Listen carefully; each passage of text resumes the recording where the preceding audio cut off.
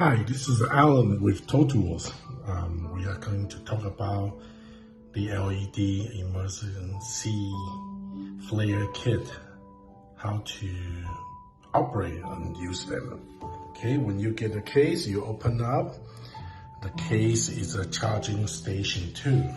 So if you need to charge your flare kit, you just put in the position and make sure the contact is matching up.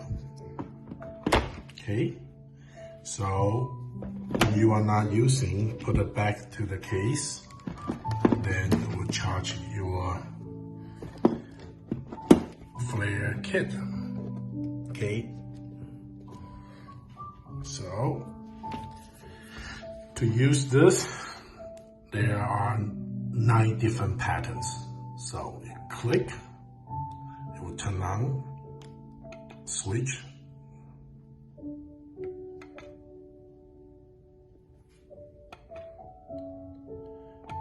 can scroll through 9 different patterns.